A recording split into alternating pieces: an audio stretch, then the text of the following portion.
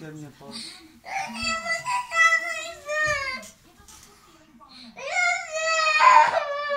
Pojď ke mně.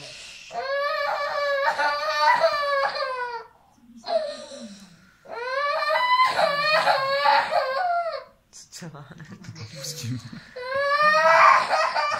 Anečko.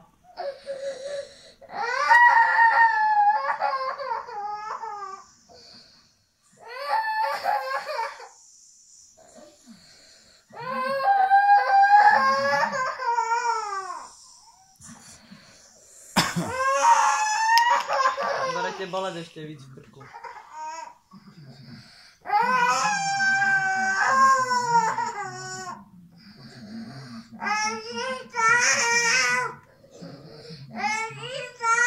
Ale takhle tam nemůžeš žít, ne? Asi když máš takový velký kašel a rýmu.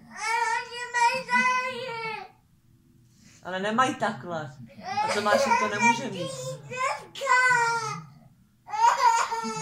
Ráno půjdeš, já půjdu doktorovi a ty půjdeš tam. Tak si tam jdi. Tak jdi. No tak tam jdi.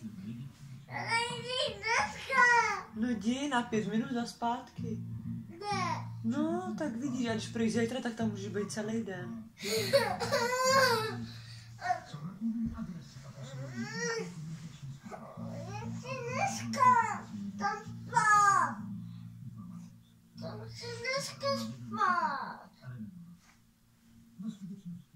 Čekám na to, že tam mrtvá nic a Tak nic. hezky se zakryj, ale... Jsi stejně unavená, to musíš hezky ležet.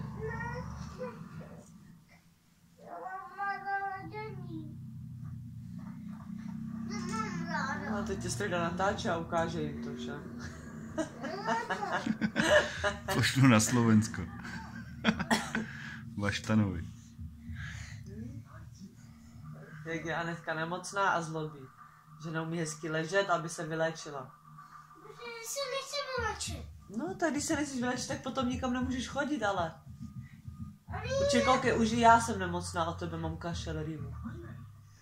jo, ty chodíš... Všem Všem? Kde jsem byla? U doktora? u doktora a zdržovali strašně, tak někam museli jít.